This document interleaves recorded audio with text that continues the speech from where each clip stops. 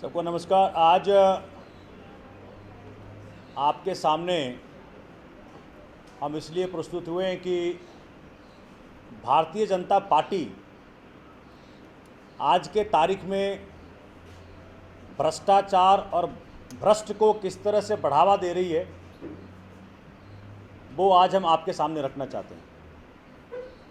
फिलहाल में हम सबको मालूम पड़ा येदियुरप्पा जी कर्नाटका भाजपा के प्रेसिडेंट बनाए गए, जो भ्रष्टाचार के प्रतीक पुरुष हैं, और उससे पूरे देश में उन्होंने भाजपा ने एक मैसेज दिया कि जो ईमानदार हैं उनको भाजपा के अंदर जगह नहीं है, और जो भ्रष्ट हैं उनको भाजपा में पद मिलेंगे, उनकी उन्नति होगी। उसी सिलसिले में अखबारों के माध्यम से हमें मालूम पड़ा कि भाजपा ने स्टैंडिंग कमेटी एमसीडी चेयरमैन के लिए, साउथ एमसीडी चेयरमैन के लिए वहाँ के हौज खास वार्ड के काउंसलर श्री शैलेंद्र सिंह मोंटी का नाम नमोनित किया है, जो कि 27 तारीख को चुनाव के बाद अगर अनअपोज चुने गए तो चुनाव नहीं होगा, नहीं तो चुनाव के बाद उनको बना दिया जाएगा। मैं आपके सामने वो केसेस रखना चाहता हूं जो ये सिद्ध करता है कि किस तरह से भूमाफियों ने अपनी साख भाजपा के अंदर बनाई है। भूमाफिया किस देश के किसी भी कोने में हो, भाजपा के अंदर उनकी साख बहुत गहरी होती जा रही है। आज ये केस इस बात को और पुख्ता करेगा। एक इनकी प्रॉपर्टी है, इन्होंने जब अपनी करियर की शुरुआत करी तो किसी होटल में बैरा थे, 4,000 रुपये की सैलरी थी, बैरा थे, वेटर। आज के तारीख में 10 साल की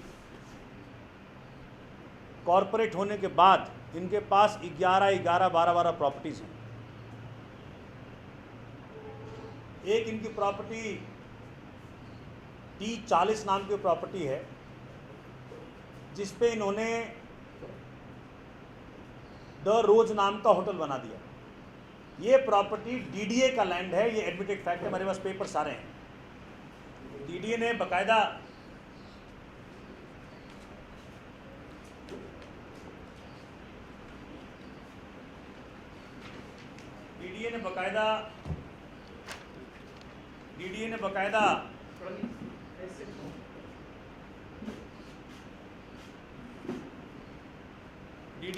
इसमें माना कि जिस लैंड पे ये होटल बना हुआ है, खसरा number 277 was acquired by the ward number 1928 of village Hoskhas under the disposal of DDA wide notification number under section 22(1) number so and so dated 13th of June 1967।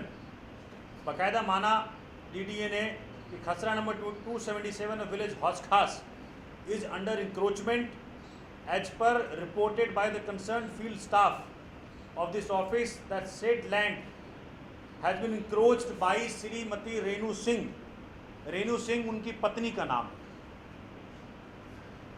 इसके बाद जब ये बीड़ा उठाया गया तो डीडीए ने बकायदा डेमोलिशन ऑर्डर पास किया।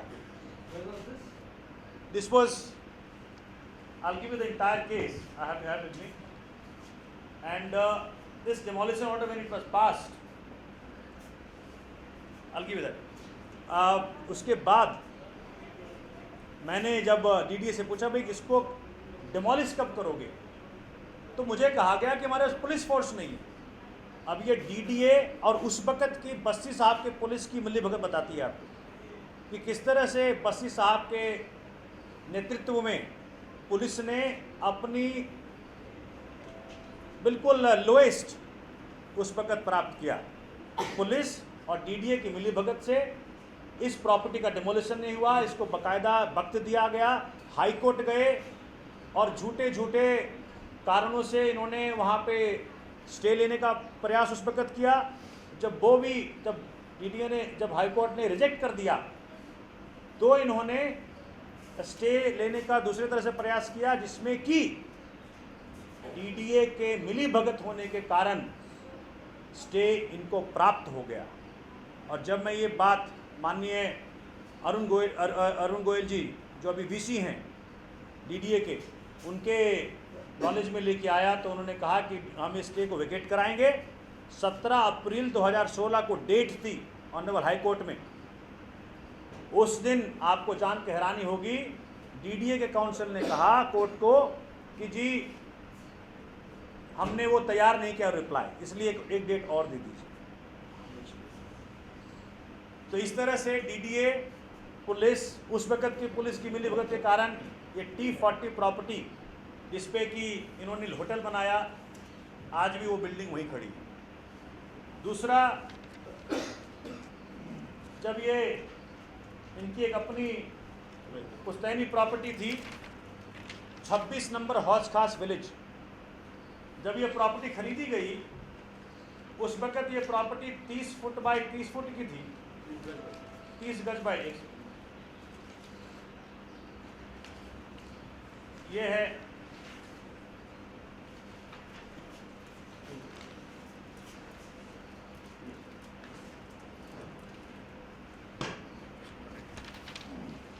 इसमें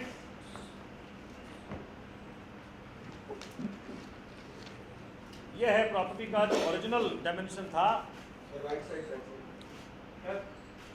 जो इसमें रेड इंक से हाईलाइट किया हुआ है। इसमें लिखा है dimension 30 by 30 100 square yards, property number 26 हौज खास विलेज। और जब यही प्रॉपर्टी इनके पिताजी ने शैलेंद्र सिंह मोंटी और उनके भाई को जब गिफ्ट किया, तो ये बन गया 233 square metre, 3 times the size. ये किस तरह से जमीन रबड़ की तरह फैलती है, ये सिद्ध करता है कि दिल्ली के अंदर अगर आप नेता हो और भाजपा के नेता हो तो आप 100 गज की प्रॉपर्टी को 3 गुना कर सकते हैं। इसके बावजूद, इतनी बड़ी प्रूफ होने के बावजूद आज वो प्रॉपर्टी वहीं की वहीं पड़ी है और उस पर कोई एक्शन नहीं लिया। जी जो अभी और कैसे? तीसरा, 26 नंबर प्रॉपर्टी के बगल में पंचायत घर था। गांव वालों ने इरिगेशन एंड फ्लड के माध्यम से पंचायत घर को बनाने का प्रयास किया।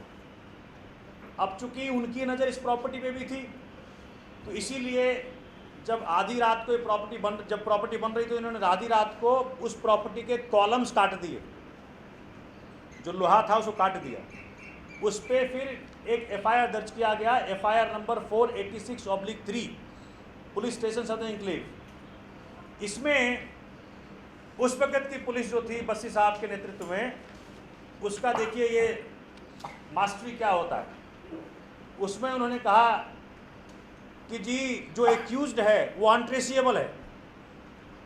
163 नंबर वार्ड का काउंसलर और उनके पिताजी वो अनट्रेसेबल हैं, ये पुलिस की महारथी देखिए।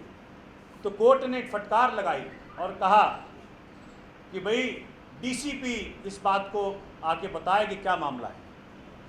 ये मेरे पास ऑर्डर है डेटेड 4 अगस्त 2014 का। इसमें मैं लास्ट पैराग्राफ पढ़ देता हूँ जो कि ऑपरेशनल पार्ट था। I fail to understand as to how IO and SHO has filed the untraced report number. Arrest has been made, no arrest has been made, neither any proper investigation seems to have been done. However, keeping in view the conduct of the IO and SHO, I do not intend to pass any order as to further investigation. उन पर trust नहीं था। However, I take cognizance of the offence under section 379 and 34 of IPC against accused Shailendra Singh Monty, Mahendra Singh उनके भाई और Parvinder Singh. They need to be summoned through IO SHO concerned for 12th of August 2014. A copy of this order be sent to SHO concerned as well as DCP concerned for their information and reply. उस case में कुछ नहीं हुआ, वो bell लेके बैठे हुए।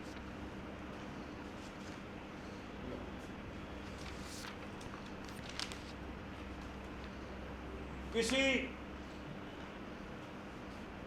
एक प्रॉपर्टी उन्होंने कहा कि हम आपको रेंट पे दें, किसी ये मेसर्स अल्केमिस्ट F&B लिमिटेड है, 12 लाख रुपया उससे एडवांस ले लिया और उस एडवांस को वापस नहीं किया। उस पर एक केस चल रहा है, कंप्लेंट नंबर 35/1/13 PS सदर इंक्लेव। उसमें वो एक्यूज नंबर 2 हैं, उनके फादर एक्यूज नंबर 1 है। एक प्रॉपर्टी इन्होंने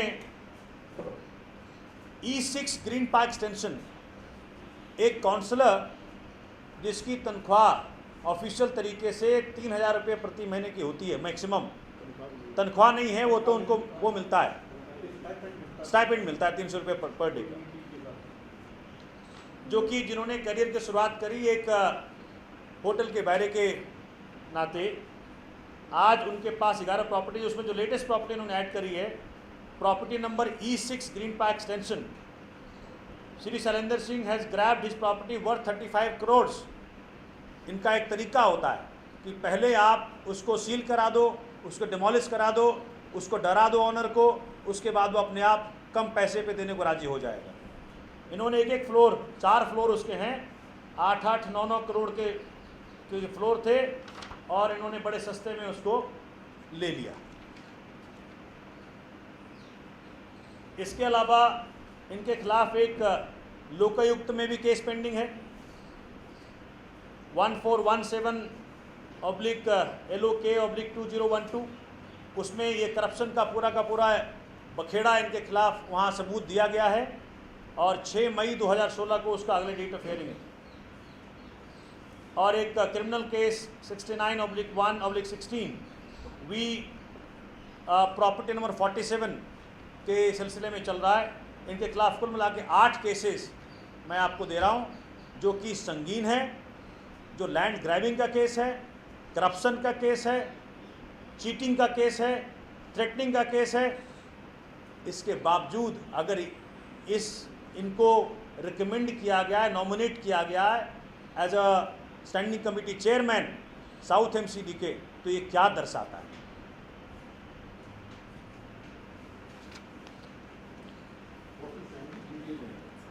और 47 जो भी DDA लैंड है, तो DDA की 2 लैंड पे इन्होंने कब्जा जमा करके आज भी वो कब्जा उनका वहाँ पे कायम है।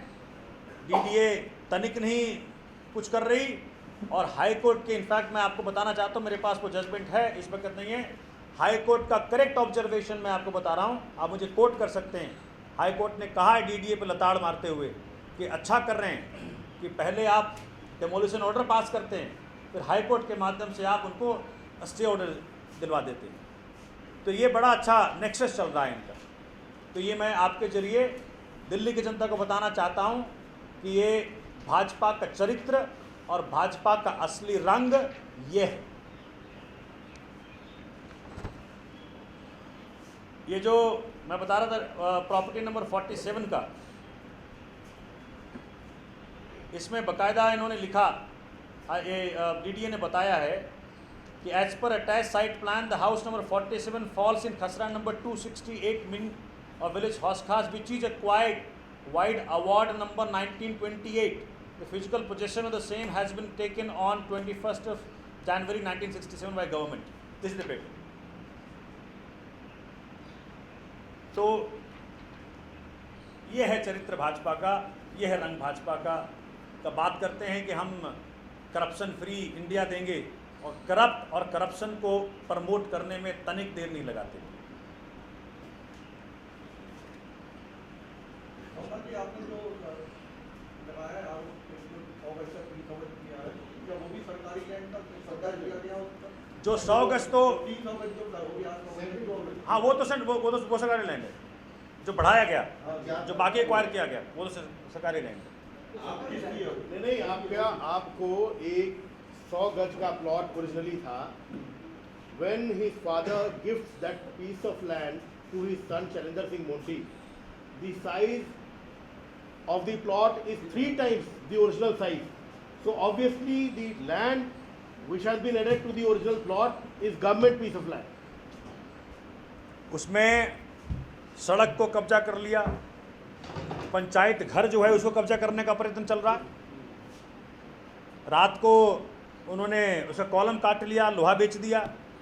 तो ऐसे आदमी जिसके ऊपर इस तरह का संगीन आरोप है, कोर्टों में मामला है, 8 क्लियर कट केसेस हैं, डीडीए ने बाकायदा डिमोलिशन ऑर्डर दे दिया है, ऐसे इंसान को प्रमोट कर अगर भाजपा कर रही है तो ये क्या दर्शाता है? आने वाला चुनाव एमसीडी का है, अगर एमसीडी के अंदर इस तरह के लोगों को प्रमोट भाजपा कर रही है तो भाजपा का सही चरित्र और रंग दिल्ली की जनता को जानना जरूरी है।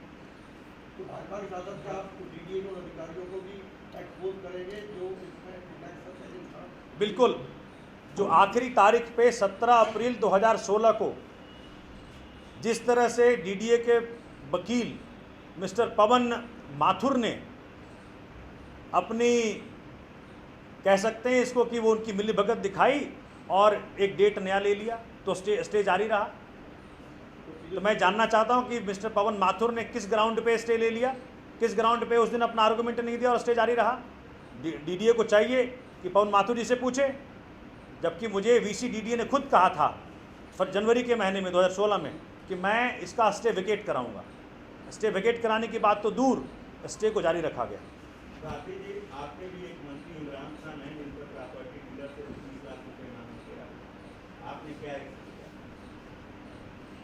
देखिए, अजय माकन जी ने एक प्रेस कॉन्फ्रेंस की थी, उन्होंने एक वीडियो जारी किया था। उसी दिन उसी मामले में जब वो वीडियो देखा गया तो ना तो उसमें हमारे जो मंत्री हैं इमरान हुसैन साहब वो या उनके परिवार के किसी सदस्य का कोई वीडियो सामने आया। ये जानबूझकर ये बौखलाहट जो कांग्रेस पार्टी की और भारतीय जनता पार्टी की है, जिस तरह उनका भ्रष्टाचार दिल्ली में बंद हुआ, जो लैंड ग्रैबिंग इंडस्ट्री उन्होंने चला रखी थी वो जिस तरह बंद हुई, जिस तरह का मामला सामने आया है, उस बौखलाहट में झूठे आरोप लगाने की कोशिश की गई जिसमें कोई कुछ भी सब्सटेंशिएट करने के लिए नहीं था। जब पुलिस में कंप्लेंट की गई तो पुलिस ने उसमें क्लोजर रिपोर्ट लगाई है।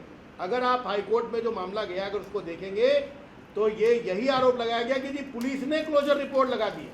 अब अगर मोदी जी की पुलिस को किसी केस में क्लोजर रिपोर्ट लगानी पड़ रही है तो आप अंदाज लगा सकते हैं कि उस शिकायत में कितना तथ्य होगा।